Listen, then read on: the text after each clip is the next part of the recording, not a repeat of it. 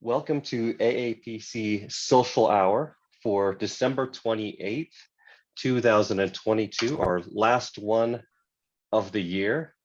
We hope everybody's having a great holiday time. Many of you are, I'm sure, are back at work. Many of you may still be on vacation, but today we have AAPC's CEO, Bevan Erickson, with us, and our Chief Product Officer, Raemarie Jimenez. Hi, guys. How you doing?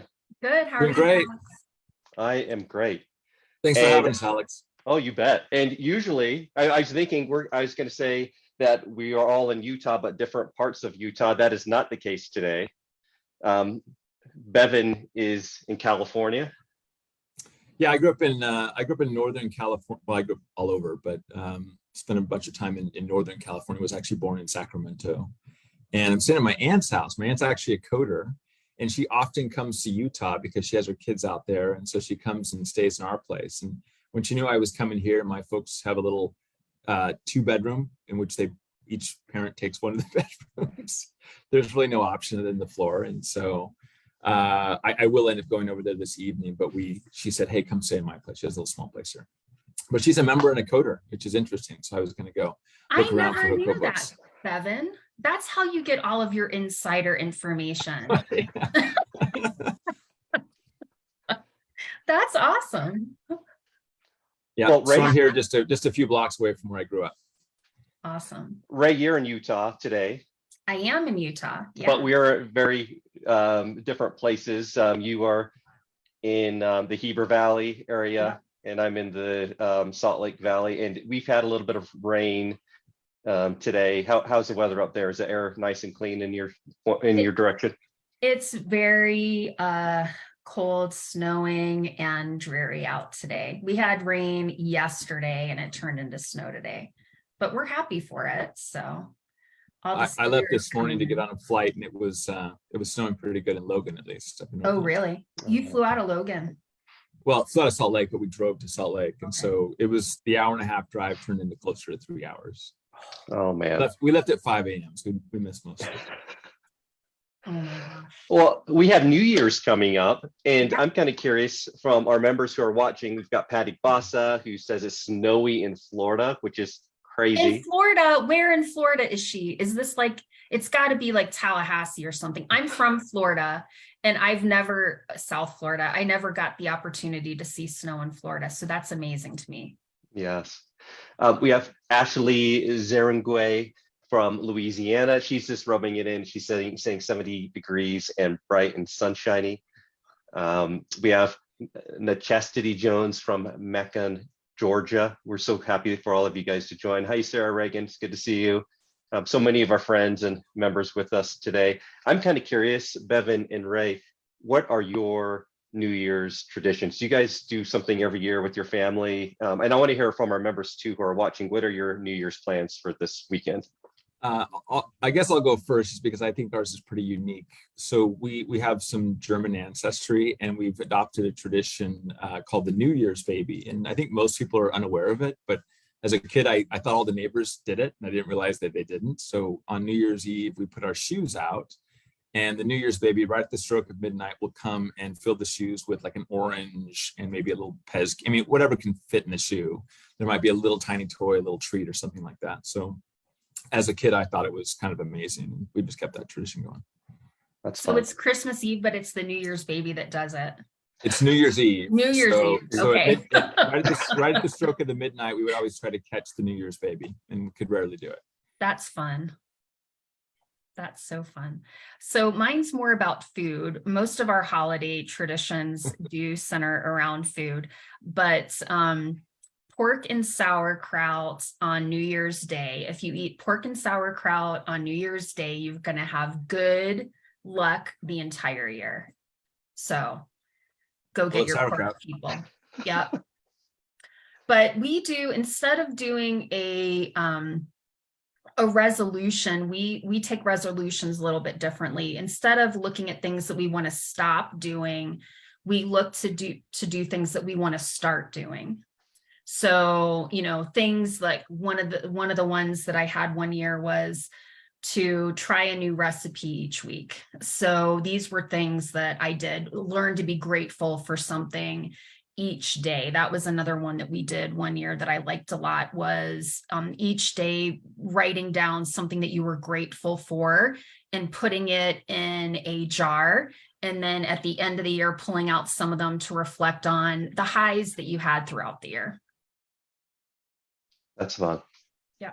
I like Alex, that. what about you? You can't get out of this. Yeah. Well, we are pretty low key. We actually, after Christmas, it's decompress, that week after. But we are big on food as well. So we'll get together with some friends and play board games. And our kids are getting a little older now, so they'll want to go hang out with their friends.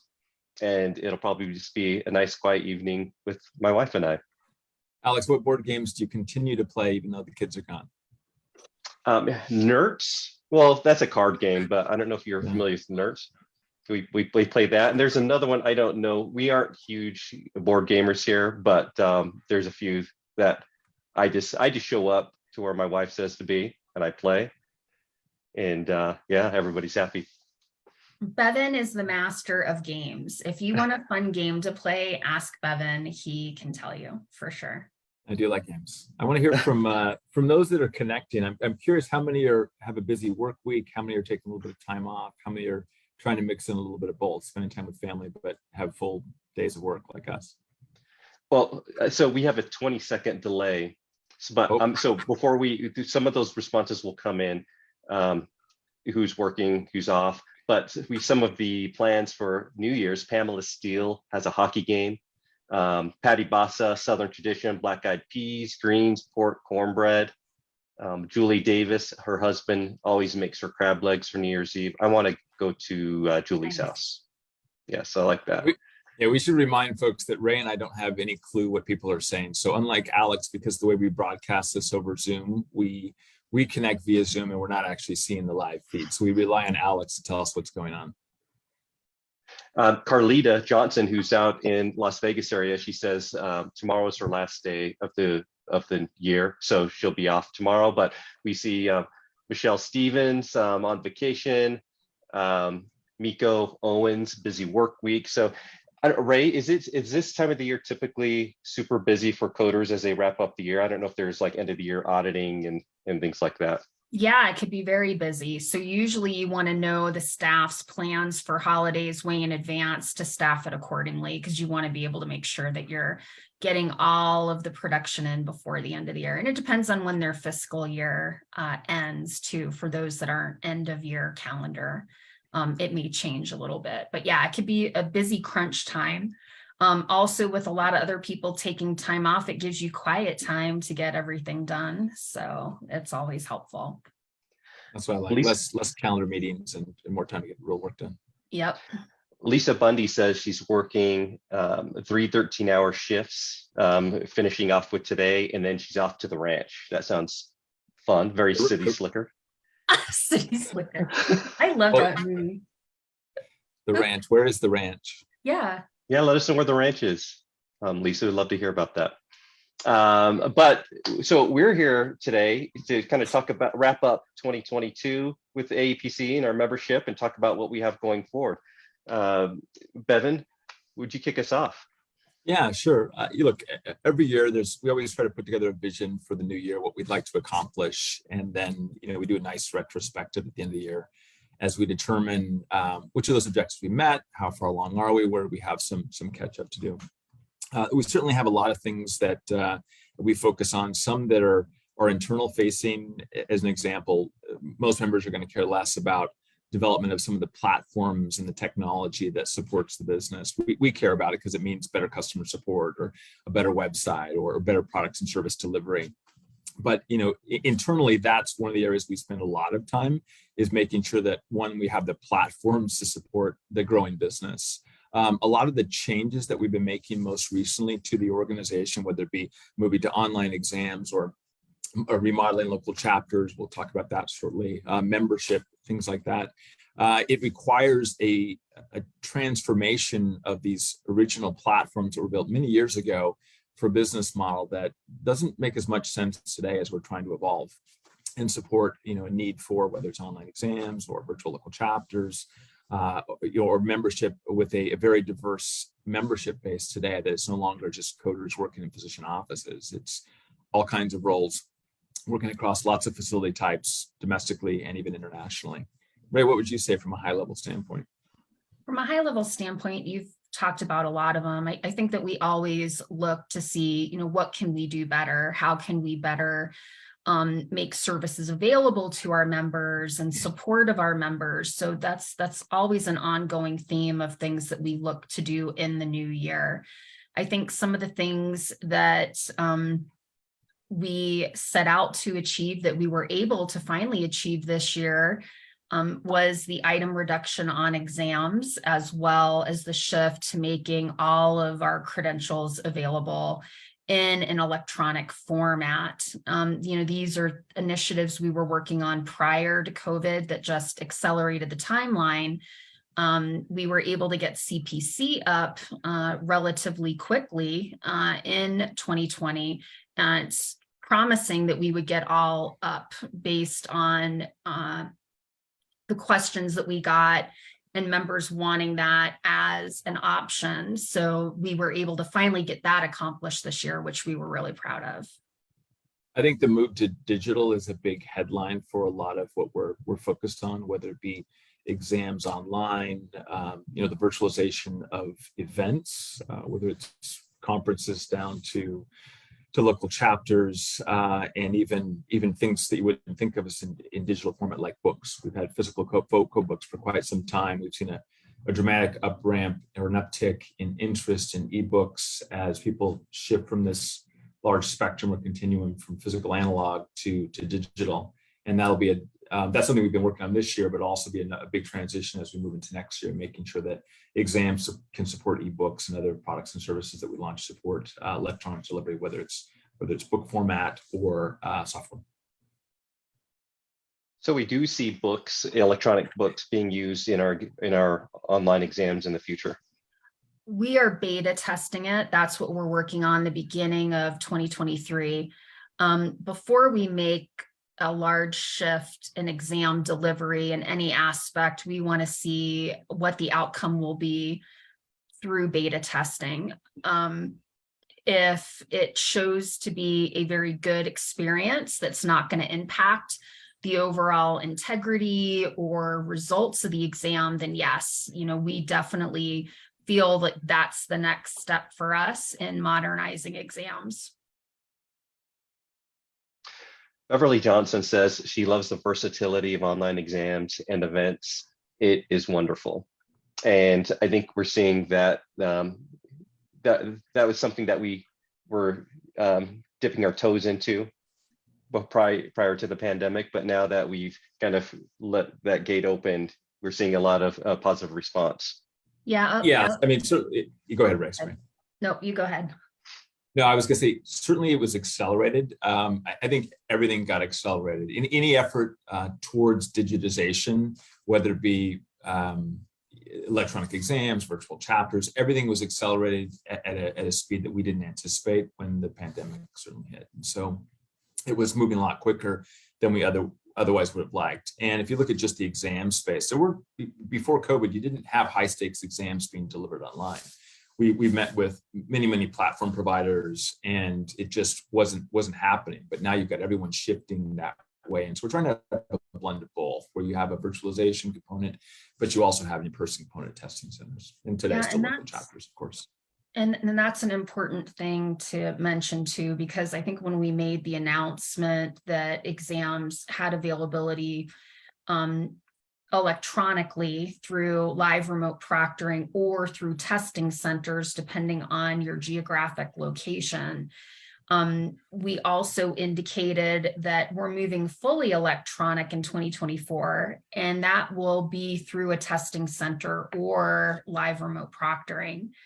And the reason for this is to give us the ability to expand the question types that we're able to put on the exam.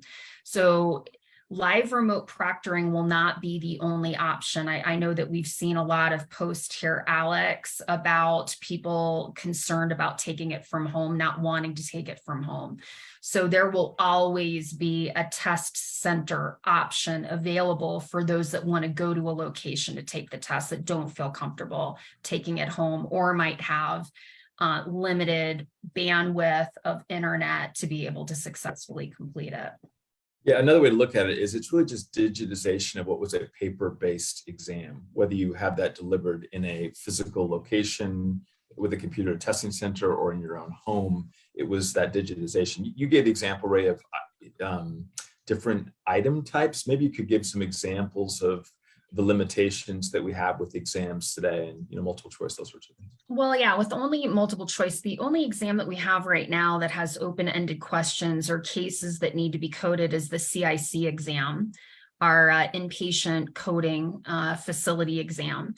When we did the psychometrician analysis of all of AAPC exams prior to the item reduction that we did, the CIC scored the highest on reliability and validity because of the item type of having them code a case on their own. So that's just one example, rather than having to write in the numbers and the multiple steps that we have to go through in order to grade those exams. Keying it into a computer like you would key into a practice management system or your EHR just simulates the work, the real work of a coder. So being able to ask case-based questions that they would need to code on their own gives us a level of competency that we can't get to with only multiple choice.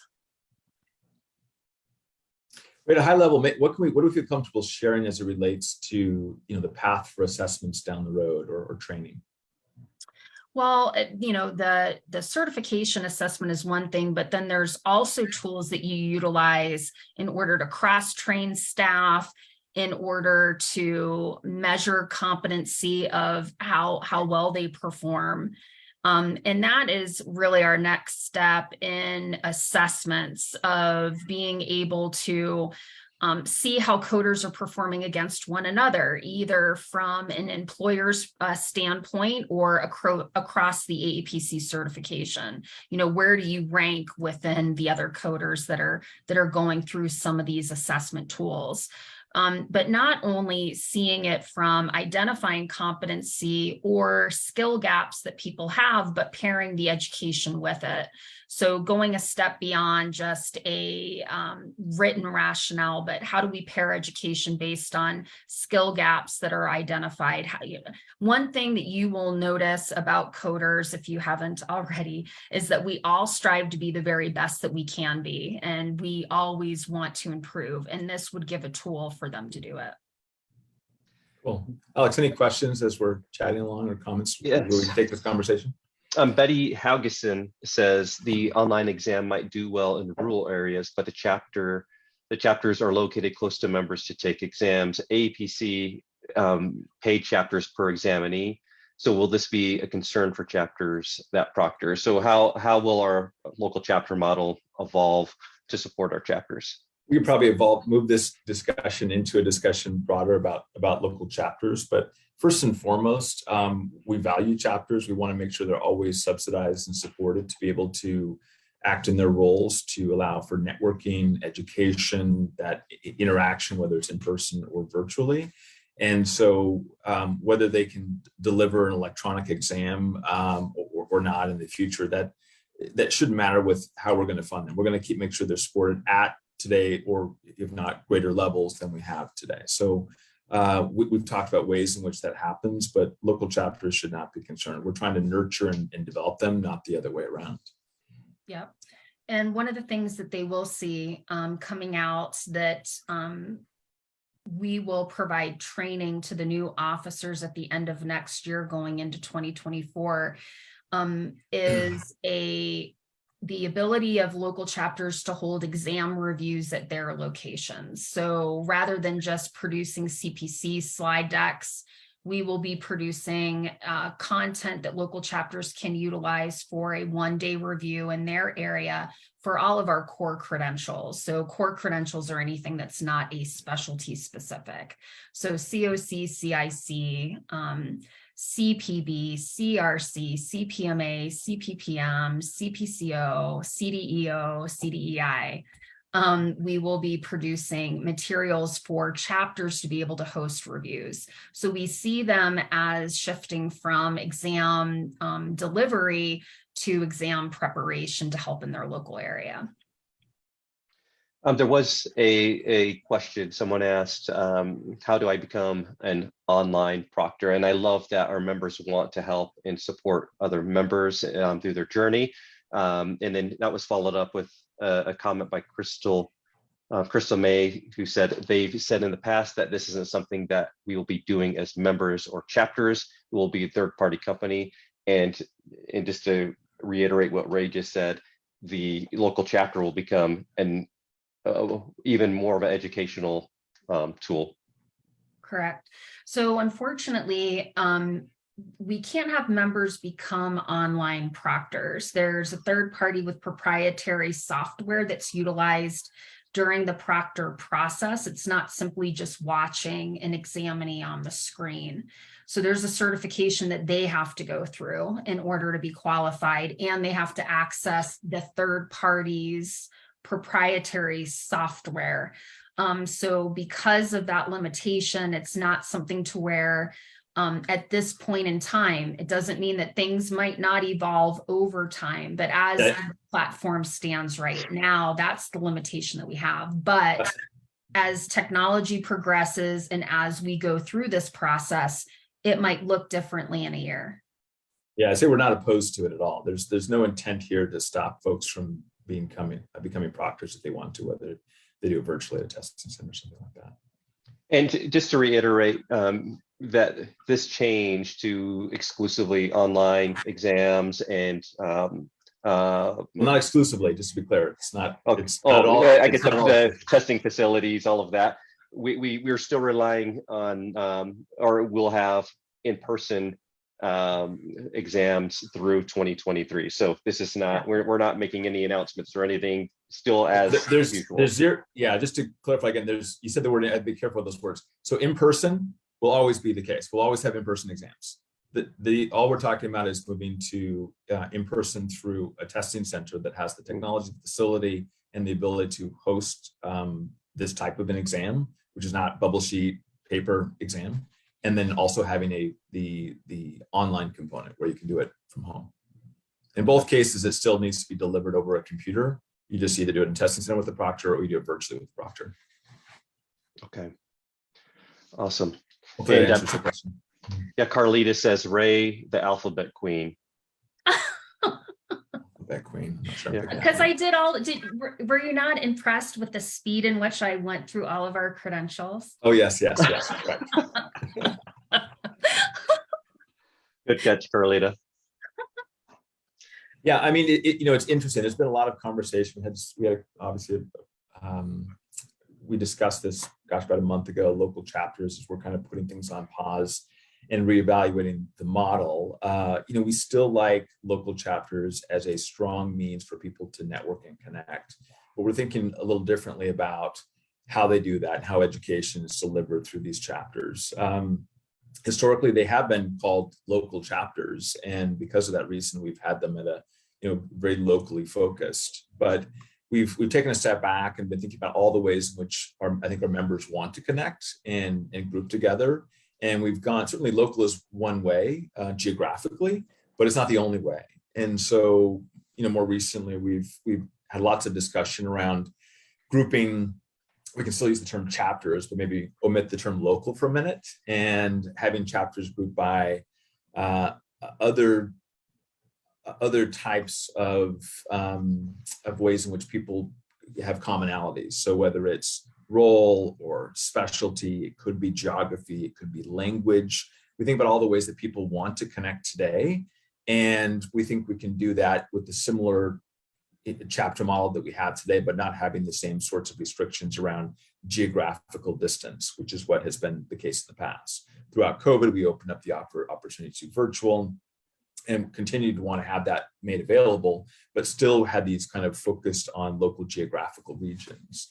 And now we're thinking more broadly about, is there a chapter for a very specific cardiology group or a specific role? And imagine if a member might be able to select a geography specific chapter and a role specific chapter and a specialty specific chapter and even a language specific chapter if they're in a country like the US where you've got maybe multiple languages.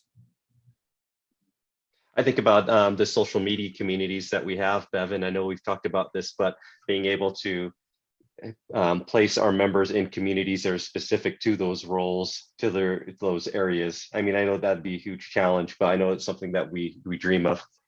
Well, we've seen this successful at conferences. For those who've been to our conferences, we've had networking sessions. We have some of these tables where we get people together in similar groups. And you never really have that anyway when you have meals. So I often will sit down at the tables with different groups and like to rotate around through a lunch or breakfast or dinner session and get to know folks. And often they're coming from similar facilities and like-minded backgrounds, and they naturally find themselves sitting together. But if we can help facilitate that to make it easier for folks to connect with those that share interests, share the same type of work environment, same type of specialty, things like that, I think it'd make it easier. Yes. All right. Well, we just have great comments. Just a lot of positive feedback on that kind of idea where we can build communities based off of credentials and specializations, including regions, which would be awesome. And I know we continue to work and figure out ways to do that. And on my end, one thing I love about the general Facebook group is that it's a hodgepodge of students. I know some love it, some hate it, but I love that we have lots of students in there, and then we have veteran coders, with decades and decades of experience, everybody helping each other out. And sometimes that causes challenges, but overall, I feel like that's what makes that a unique community. Yeah, well, I think too, that's what makes AAPC unique, because we have members coming at this from different levels in their career, those just starting out and those who are seasoned, as some speakers say, instead of old. But I think that we learn a lot from the newcomers, because especially when I started working at AAPC, one of the things that I had to do was reevaluate, how do I know the things that I know? You know what I mean? They challenge us and make us think of things that we've just inherently gained over the years and the knowledge that we've had.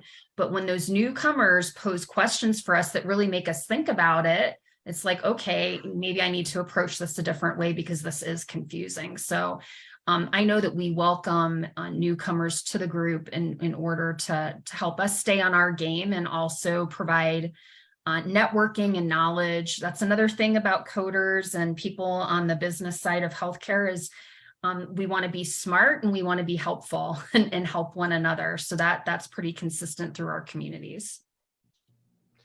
Colleen Galgel, I hope I said that right, Colleen, but she just speaks about a struggle she had with her online proctor. And if you're watching this and you are an examinee, a future online or electronic examinee, if you struggle with the proctor, or you feel like things may not be going how you had hoped, you have that right and option to cancel or stop that exam and not go any further. So if you're struggling and maybe you're uncomfortable with the situation, or if you feel like there's a communication barrier, you can request to cancel that or stop that exam. Isn't that right? Right. Well, they have to, it's one thing to stop it, but they're going to have to call the AAPC and let us know, because we will pull that video and our team will watch it to see what encountered between.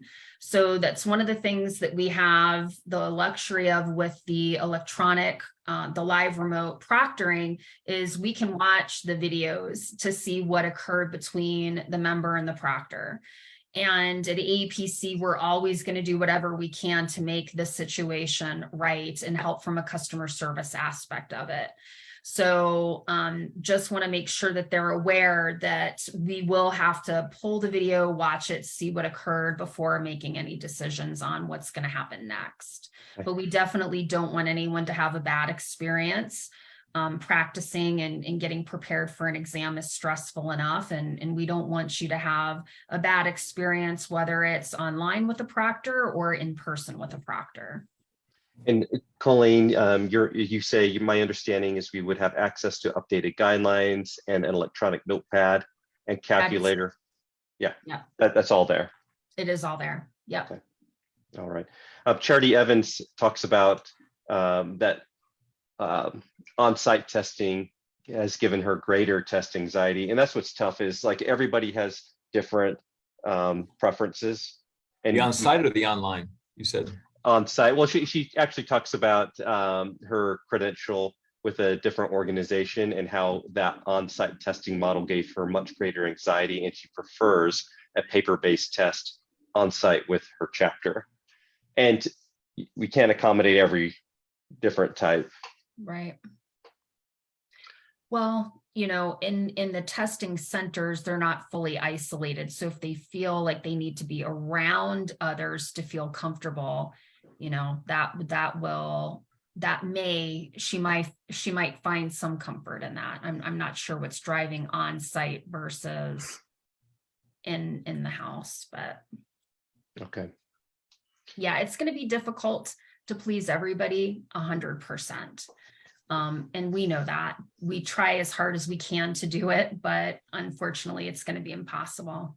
Especially when you're trying to create standards. You can't have too many fluctuations because then it gives an edge to one group or another. Well, and the other part of this is also exam integrity. Through the electronic exams, we have the randomization of questions so that, you know, the test integrity is protected.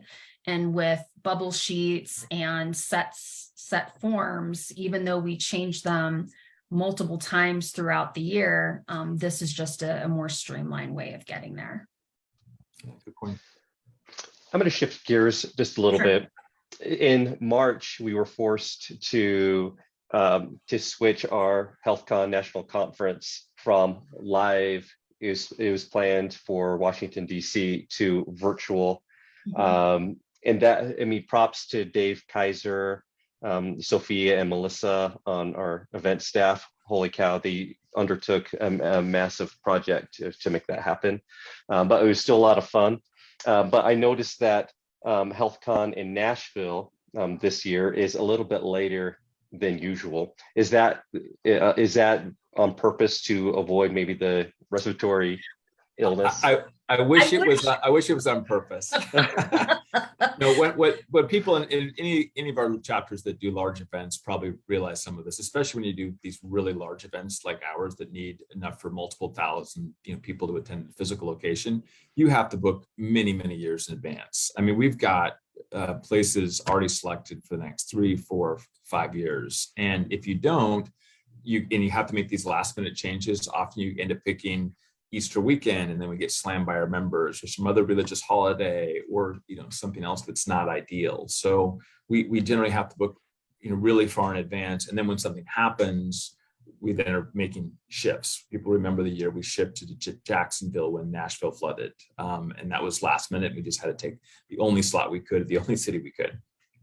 Yeah. So hopefully this is nicer and it's past the farther into the spring when there's less chance of issues, but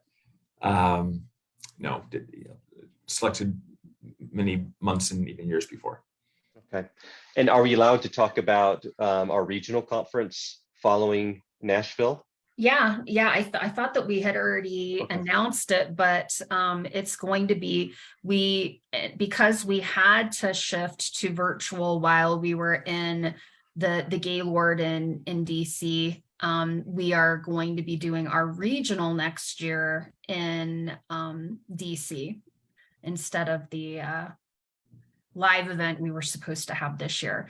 And two, the reason, one of the leading reason why we shifted to virtual for that time period was because Maryland was under a state of emergency at the time. And we heard from lots of members of concerns of traveling to anywhere in order to go to conference. So that was one of the drivers. But as Bevan said, later in the season, we don't anticipate any problems. So.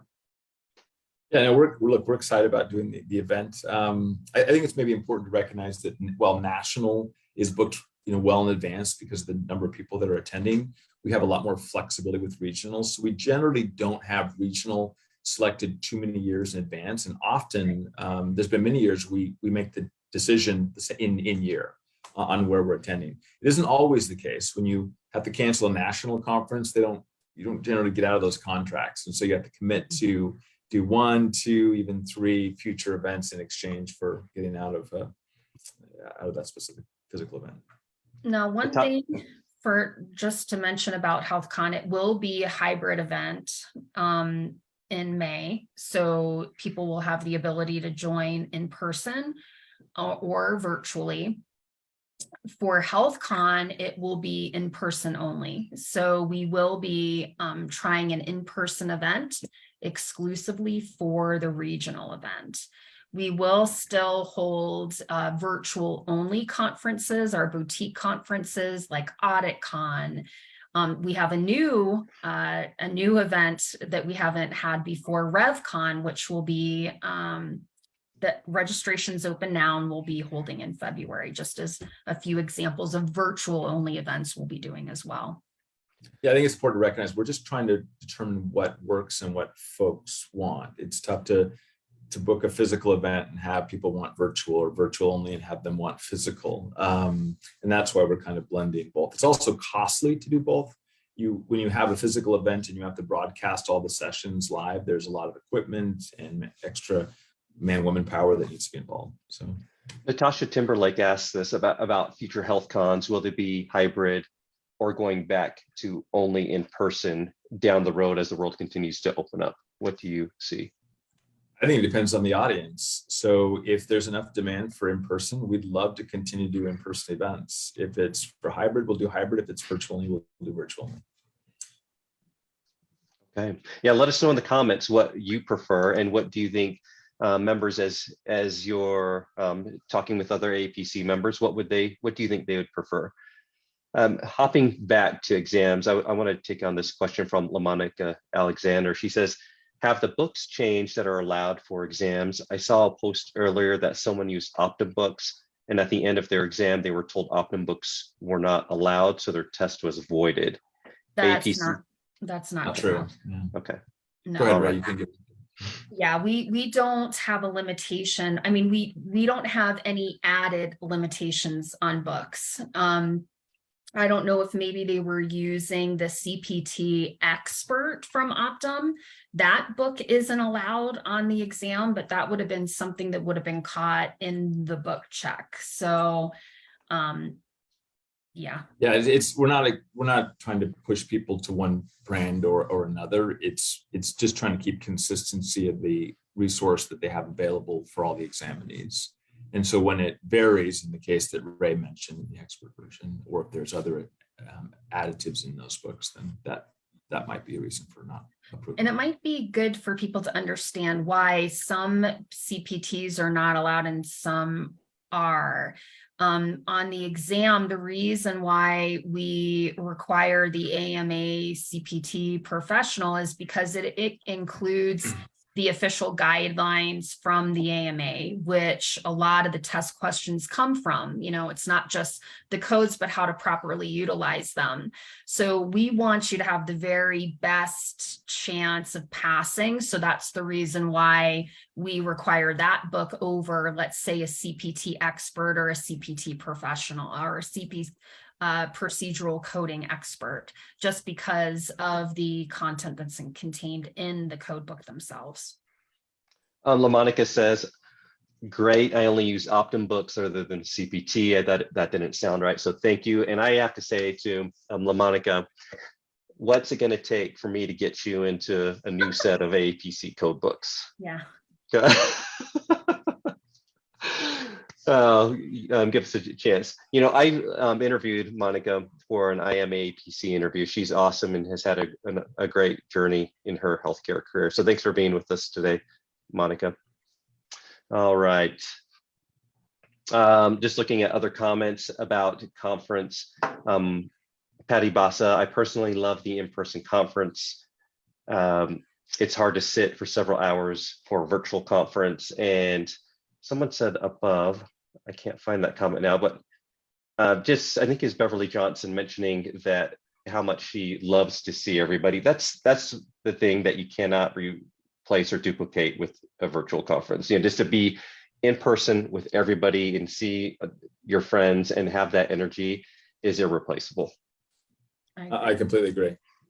And that's why, as much as possible, we want to encourage in-person attendance, notwithstanding restrictions or issues with individuals. For those that can and are able, we want to encourage and have those events for them, whether it's national conference, regional, down to even boutiques or local chapters. And reading through the comments, I see a lot of love for AAPC code books on there. So Monica, there you go. Don't have to take my sales pitch for it. All right. What else do we have to cover, guys? What else do we have? What do we have to look forward to? Questions? Are there any questions coming in, Alex, that you think we need to answer, or you feel like we got the common themes? Yeah, I think we've got the common themes. I see more. I've seen a few more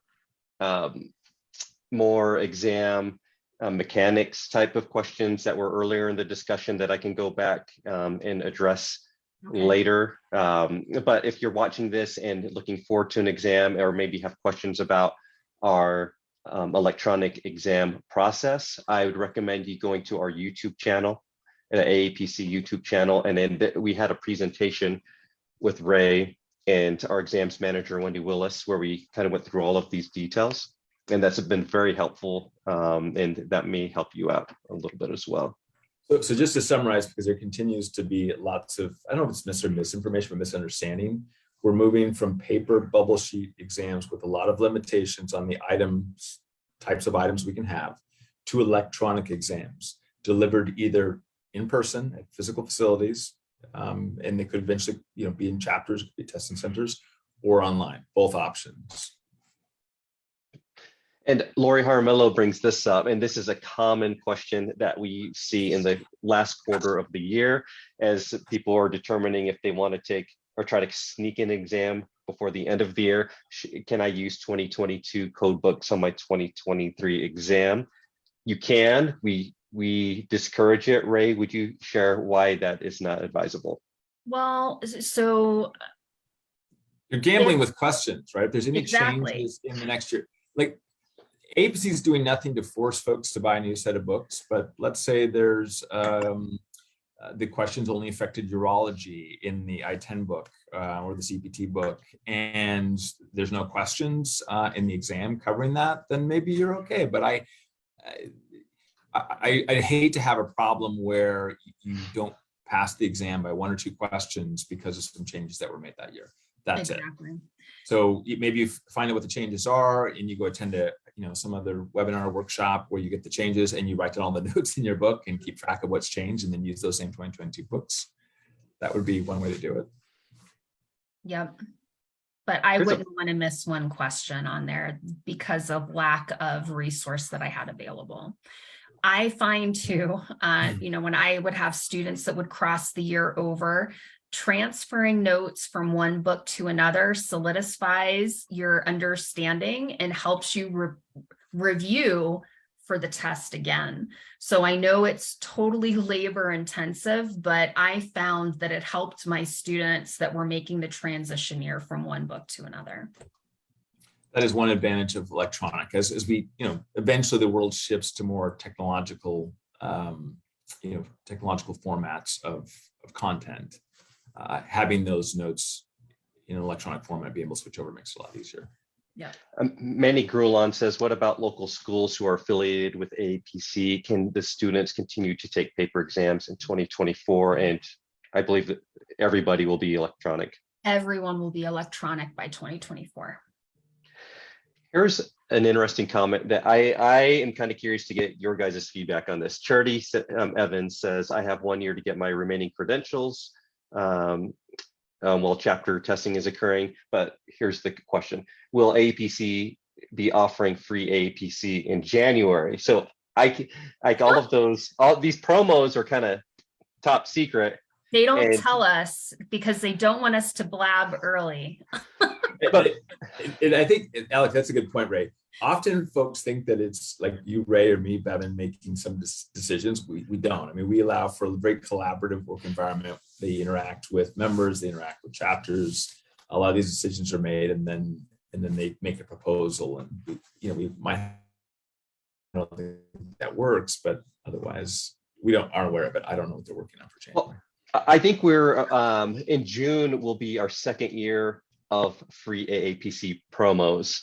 What was your first thought? But I wouldn't say it's always going to be June, Alex. Yes, I'm just saying as a time frame. Yes, it's well. Look, it started out as kind of just to give back. There was no intent. It wasn't really a sale. It was let's just give free training to folks because they're stuck at home during this pandemic, and well, why not, right? So we just gave away, free training and huge amounts of it. I mean, what was it, 60,000 the first year? 20,000 courses, I believe. Well, for that first in June issue, yeah, and then we did it again.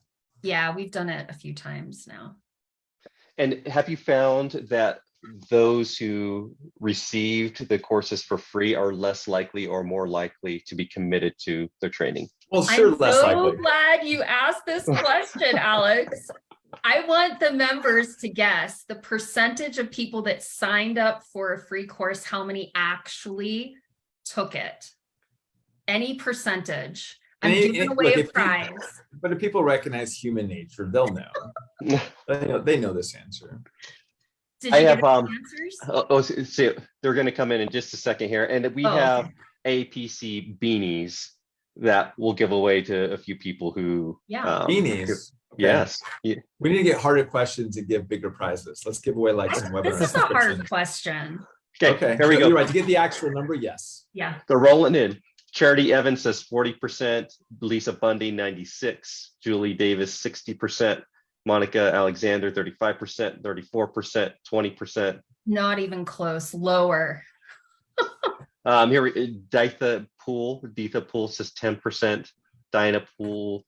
Well, Ray, to be clear, is this completing the course? No, this is how many people actually completed the course from the first free AAPC, which was 2 years ago.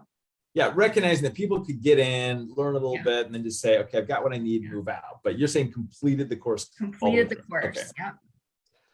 Okay, let's hear it, Ray. 6% of our members actually followed through with it, getting access to it. So. Holy cow. Yeah, so that goes back to, I mean, look, it's human nature. If there's no skin in the game at all, there's not as much incentive to get through the whole thing. I think people took advantage of it's free and take an opportunity, but then life caught up, and how do I have the time to do this? And that's why they say they didn't get, they still could have gained information, benefit, but maybe didn't do all the exercises to get to the end. Yeah, but we did have a higher percentage that actually took the course materials than the people that read the white paper about electronic exams. So we had less than 1% read the white paper. So we did make some strides. You should give away all white papers with free courses. Sean Johnson is giving those free APC registrants benefit of the doubt. She says 2020 was a tough year, and it was. It was, yeah, it was for sure. Yeah. Hey, and it's available. You had nothing to lose, right? You could go in, try it out, nothing to lose. So, yes. And we may do it again. We may have free APC in the future. We may not. Just check your emails. Alex trying to backpedal from that June comment. When it comes around, people are going to be like, Alex. That's right. He said on this broadcast. Yeah. We're going to have to change the month now just to surprise everybody. Yes. Well, you guys, we are getting close to the end here. Those watching, if you have questions for Bevan or Ray, feel free to drop them in the comments, and we can get to as many as we can. Bevan, any thoughts as we near the end of this broadcast? No, look, we're very excited, I think, about what's coming for next year. As I talked about, as I mentioned at the beginning of the broadcast, lots of changes to the platforms in which we develop, launch, make available products, services, content. I'm excited about our move to a CMS with our website, so we can produce a lot more content than we do today. I'm excited about the investments we're making in technology and software and digitization. I'm excited about some of the things we're looking at with local chapters, as we've spent lots of time over the last few weeks and even now a couple of months discussing what's potentially coming. We're excited about the opportunity to add a lot more value to membership and to break it up into different packages that support the needs of a very diverse membership base. Those that have certain needs that make sense for them aren't always the same needs as somebody else. And so being able to have levels of membership or different membership packages, I think, is something we're pretty excited about. Awesome. Thank you, Bevan. Ray, I have a question for you from the comments, and then you can roll into your final thoughts. Veronica Nicole says, does AAPC have a specific recommendation on the order one should be getting their credentials or earning their credentials? My current certifications are CPB and CPC. Wondering where I should go next. It really depends on where you want your career to go. I can tell you that a popular credential, our second highest held credential, is the CRC. There's a lot of opportunity in risk adjustment. But I think gaining credentials is really a personal choice of where you want your career path to go. So that would be my first recommendation. But if you're asking from what we're seeing at AAPC common paths that are being taken, risk adjustment is definitely high on that list. And then I would say auditing. Yeah, personal drive as well as employer driven. Hopefully they're interacting directly with their employers or to-be employers. Well, would it make sense to see what jobs are available in their region, their area? They can. They absolutely can. It depends on if they're working in an office or if they're working remote. That's going to play another factor into it, or if it's a specific employer type that they want to get into. Working on the payer side versus at a health system side, for example, might also drive that decision as well. That's an interesting updated stat, Ray. We looked at this just the other day, the breakdown of in-person, remote work versus facility-specific work, and that blend between both, those that tried both. Wasn't it closer to 55% remote only? And then... Well, I actually just recorded something on this, but yeah, I think we're at just under 60% is remote only. Then you have a blend. Yeah, we have 26% that are working in an office exclusively. 19% is working in a blend, and the other remaining percentage is working exclusively remote. Okay. So. One thing I would say, though, to Bevan's point earlier about the different initiatives that we're looking at, especially how members want to participate in chapters, when that survey comes out to you, please take the time to answer it.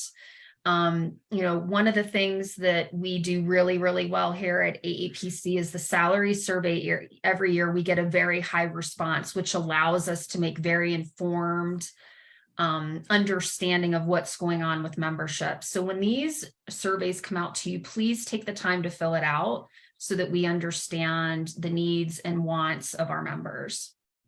At least their perspective, especially if it's different than someone else's. It's getting harder and harder for us to, I won't say please everybody because it's a little repetitive, but to ensure that we are thoughtful about all the unique needs of this broad and diverse organization. Okay, awesome. Ray, Carlita Johnson from Las Vegas area. She calls you coding royalty. We know that you are royalty, but she says, can Ray just give me a shout out? Would you give a shout out to Carlita Johnson? Ray? Hey, Carlita, thanks for joining us today. I feel like I'm on a radio. We need to do a radio. Oh, Carlita's awesome. She's always joining us. So she's in Vegas. We're going to be in Vegas in a few years. So hopefully we'll see her there at HealthCon if we don't see her sooner. I think we'll see her in Nashville. Yeah. Yes. We used to be there every other year. People used to always ask us when we'd go back and forth between Orlando and Vegas, and we kept getting the highest survey respondents would be for those two cities, which isn't uncommon for any other business doing trade shows. But then as soon as we started going away from those two cities, Orlando and Vegas, people would ask, when are you going back? So I always thought that was interesting. Yep, we'll be going back. All right. Well, thank you, Bevan and Ray. You guys stick with me just for a minute. Sure. For our viewers, just a reminder that you can listen to this broadcast on the AAPC podcast. So if you go to your favorite podcast app and search for the AAPC podcast, you can listen to Ray and Bevan they share a little bit of the future of AAPC and where we are headed in 2023. And you can also listen to the I Am AAPC interviews there. We hope everybody has a happy new year. And Bevan, Ray, it was so much fun having you on, you guys. Alex, thanks as always for taking the time. Appreciate everyone else for joining. Sorry that at least Ray and I didn't get to see the comments, but Alex did a great job in sharing the thoughts. Happy New Year, everybody. Happy New Year. Happy New Year.